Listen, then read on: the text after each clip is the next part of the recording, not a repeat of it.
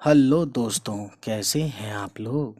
दोस्तों, आपको last time हमने बताया था आदिवासी और ये अल्फाज मायने पढ़े थे। ये वीडियो अगर आपने नहीं देखी हो तो वो वीडियो ज़रूर देखिएगा। दूसरी चीज़ ये है, उस वीडियो में हमने खुलासा भी किया था। अब आज हम बात करेंगे क्वेश्चन आंसर्स की एंड सोल्यूशन की, कंप्लीट चैप्टर की। ठीक है, तो पढ़ते हैं। सबसे पहले सवाल नंबर 1 है, आदिवासी किसे कहते हैं। जवाब है गाइस, जो लोग मुल्क की आबादी से बहुत दूर पहाड़ों और जंगली इलाकों में मुफलिसी और पसमानदगी यानी पिछड़ेपन की ज़िंदगी गुजारते हैं, उन्हें आदिवासी कहा जाता है।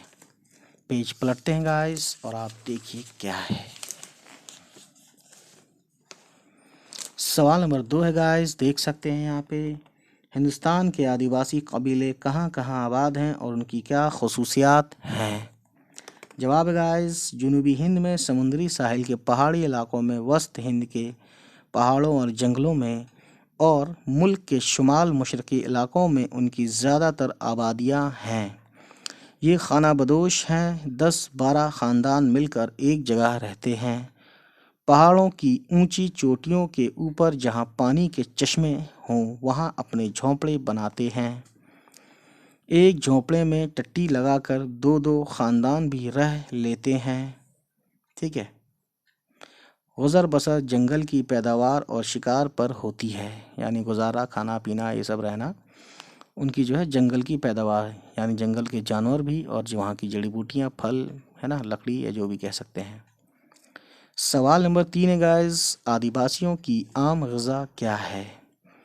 जवाब है गाइस, जवाब है आदिवासियों की आम ग़िज़ा जंगल की पैदावार और शिकार है, जिनमें शहद, जंगली पौधों की नर्म जड़ें और जंगली फल फूल हैं। सवाल नंबर 4 पे जब हम आते हैं तो हमें दिखता है, जुनूब मगरबी साहिल पर आबाद कबाइल किस तरह ज़िंदगी गुजारते हैं। तो जवाब है गाइस, जुनूब मगरबी साहिल पर आदिवासियों के कबीले हाथी, शेर, रीछ और भैंसे का शिकार करते हैं।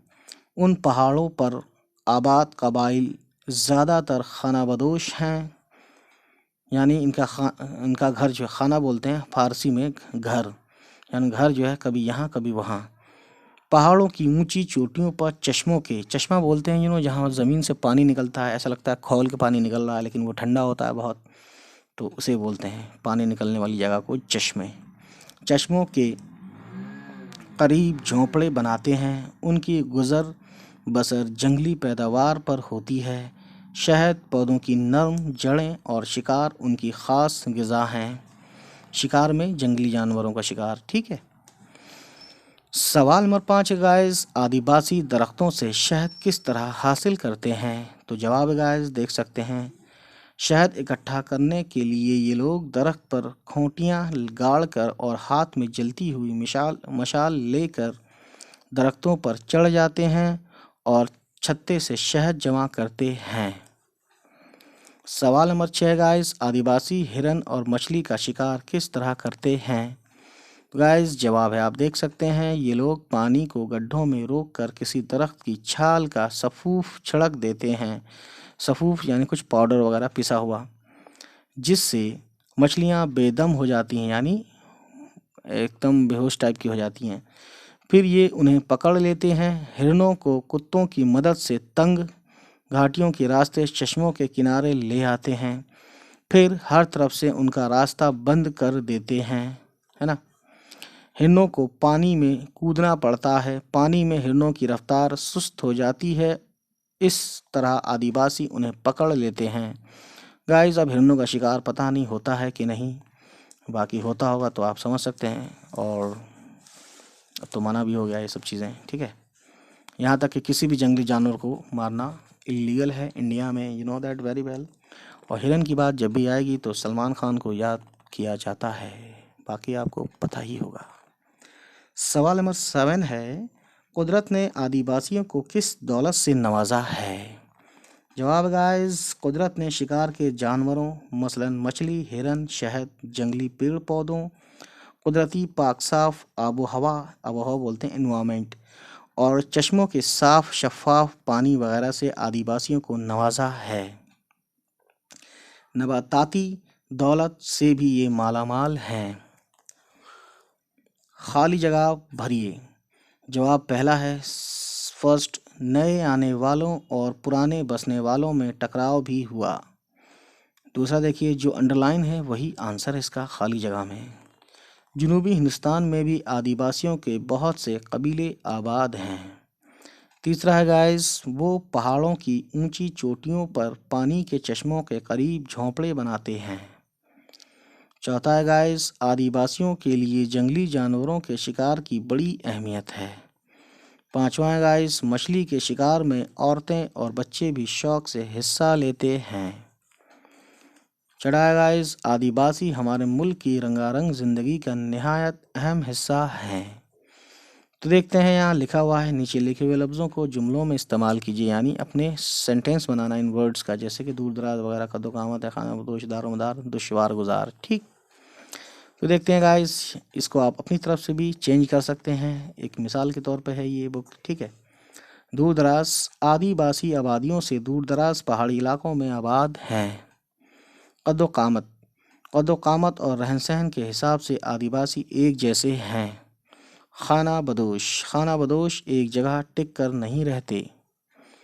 दारोमदार, आदिवासियों की गुजर बसर का दारोमदार जंगल की पैदावार और शिकार पर है।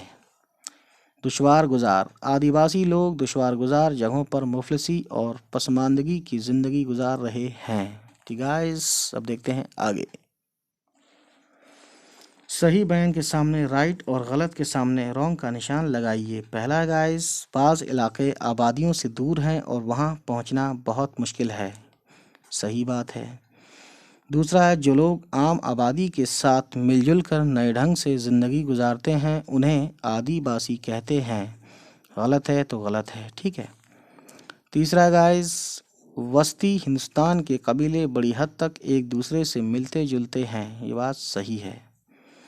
चौथा गाइस, ज़्यादातर कबायली आबादी खेती बाड़ी करके अपना पेट पालती है। ये बात गलत है। पांचवा है, पानी में तैरते हुए हर हिरनों की रफ्तार बहुत तेज़ हो जाती है। ये गलत है, जबकि सुस्त हो जाती है ना, दौड़ नहीं पाते हिरन पानी में आने पे। छठा है, पानी में सफूफ मिलते ही मछलियाँ उसे खाने लगती हैं, जबकि गलत है, मछलियाँ बेहोश हो जाती हैं, बेदम हो जाती हैं। ठीक है। सातवां गाइस, आदिवासियों के तौर तरीक़े और रस्म रिवाज कदीम हिंदुस्तान की याद दिलाते हैं। ठीक गाइस, अब देखते हैं आगे। इन लफ्ज़ों के वाहिद लिखिए, यानी लफ्ज़ दिया है जैसे जंगलात, इसका सिंगुलर लिखना है, वाहिद मतलब सिंगुलर, और ये खुद क्या है, ये है जमा यानी प्लूरल। ठीक है। मज़ाहिब, मकामात, ममालिक, खुसूसियात, कबाइल, मकानात, मुश्किलात, तकरीबात, तरक्यात। तो देखते हैं किस तरह से क्या है। जंगलात का जंगल, मज़ाहिब का मज़हब। ठीक है। मकामात का मुकाम सिंगुलर है, ममालिक का सिंगुलर मुल्क। खुसूसियात का खुसूसियत यानी कि स्पेशलिटी। कबाइल का कबीला सिंगुलर होता है। उसके बाद देखिए गाइस, मकानात का मकान सिंगुलर है, मुश्किलात का मुश्किल। ठीक है। उसके बाद गाइस, तकरीबात यानी फंक्शंस का फंक्शन यानी तकरीब, तरक्यात का तरक्की।